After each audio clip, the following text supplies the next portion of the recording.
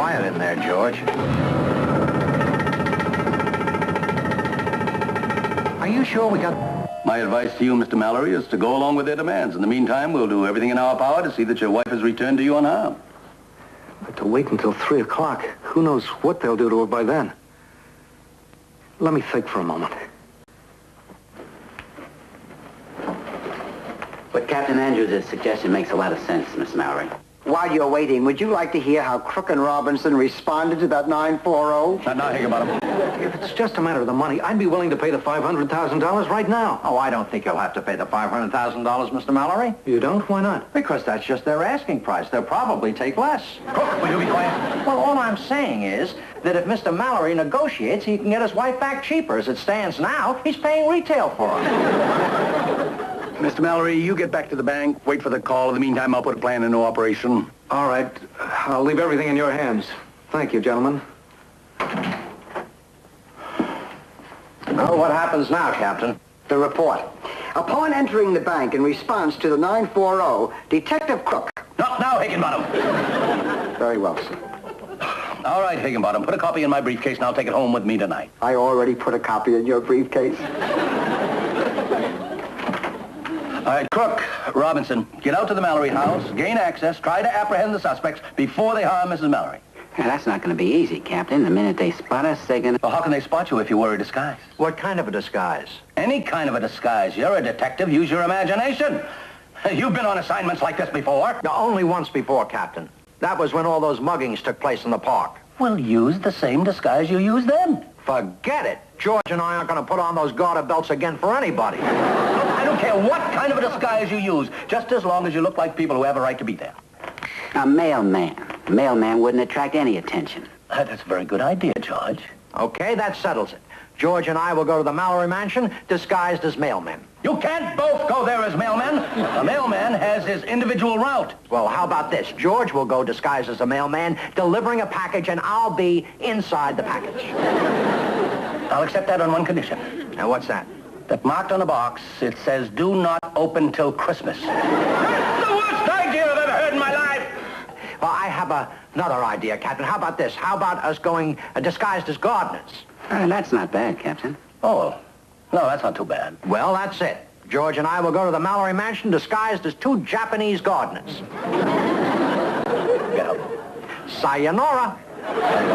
Yeah, well, that's Japanese for... Get out! How's everything going, gentlemen? Fine, sir. The money's all packed and ready. Good. Let's run down the plan now. Mr. Mallory, you have to take the ransom money to the railroad station, put it in the trash basket just where they want it. All right. Don't talk to anybody, and don't try to remain there to get a look at the pickup van. I understand. While you're dropping off the ransom money, Crook and Robinson will try to spring your lady friend. And once she's safe, we'll go after the suspects and the ransom money. Don't let them hurt Myrna. We'll do our best. Crook, show Mr. Mallory out. Yes, sir. Oh, by the way, Captain, I'd appreciate it if we could keep it quiet about Myrna. I mean, a man in my position. You understand? Yes, I understand, Mr. Mallory. And you can expect the utmost cooperation from the men in my department. Thank you. Mr. Mallory, you can depend upon George and I. No one will ever find out you have a mistress. Do you realize what you just said? Could I have everybody's attention for a minute, please? What I just said about Mr. Mallory having a mistress. Mom's the word.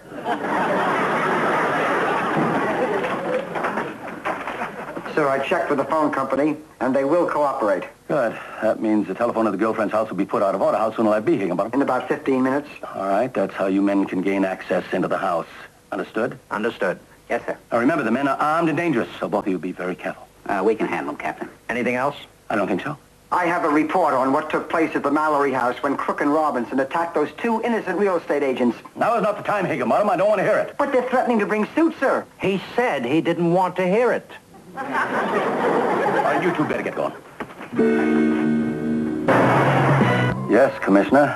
But after all, Crook and Robinson did apprehend the kidnappers, and I thought some consideration. Well, their attack on the real estate agents, that was merely a case of mistaken identity, sir. They're suing the city for how much?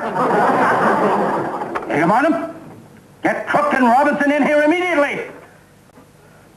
I've sent for them, Commissioner. And mark my word, they will be severely dealt with, sir. Goodbye, sir. Pardon me, sir. Higginbottom said you wanted to see me? Oh, yes, but not just you. Where's Robinson? Oh, I don't know, sir. I was in bunco. I think he's in interrogation. Well, get him in here. Right, sir.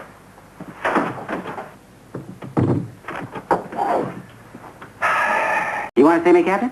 I certainly do. Where's Crook? I think he's in bunco. He's not in bunco anymore. I sent him to the interrogation room to find you. But I wasn't in interrogation. I was in homicide. Higginbottom says he wanted to see me. Well, go to the interrogation room and find Crook. He's there looking for you, and I told him to bring you back here.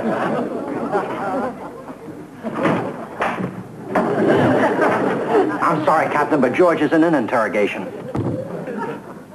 He was in homicide.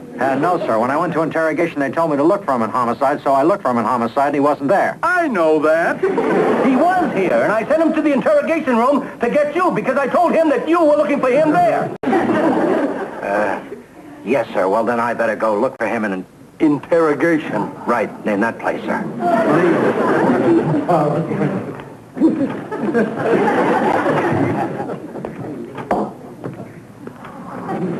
Sorry, Captain. I can't find Lenny anywhere. Because he was here. You go find that partner of yours. He's someplace in this precinct. I don't care where, but find him and bring him back here. Right. And don't you come back here without him, because I don't want to see either one of you in here alone. I want to see both of you in here together. Two of you together in my office. Understand?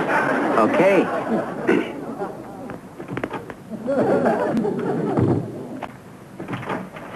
Captain, the report on the Mallory case.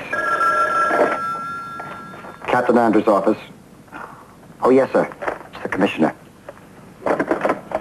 Oh, yes, Commissioner. Yes, sir. I'll be right up, sir. Higginbottom, you come with me and bring that report.